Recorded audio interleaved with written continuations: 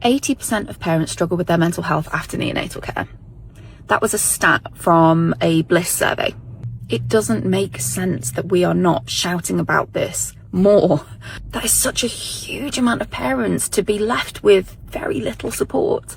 And one of the biggest things that I think that parents need is that transition out of neonatal care.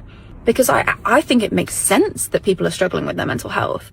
And it's something that I talk about a huge amount here, that nervous system response, that survival response, that what you see as anxiety and depression and trauma responses and flashbacks and that need for control and that grief and that sadness and that anger and feeling like you're ready to pop because you feel like you're having to do everything perfectly and just keep going when you're holding all of this trauma that is unprocessed, and yet we're just told that we need to be grateful that we're home.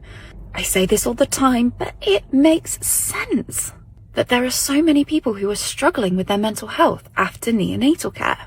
So I believe deeply that we need to be transitioning people out of being in neonatal care. We need to be supporting people's nervous systems. We need to be looking at those survival responses, those trauma responses.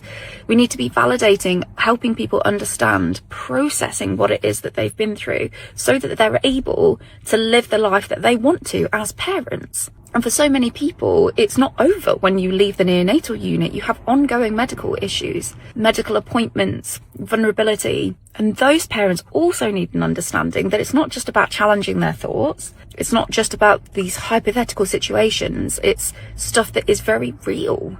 And this is what we do here. And this is what my aim is. This is what my vision is. This is what my hope is, that we can support people with that transition from neonatal care out into the real world. So if you are here, I'm glad that you are, but I'm also sorry that you feel like you need to be.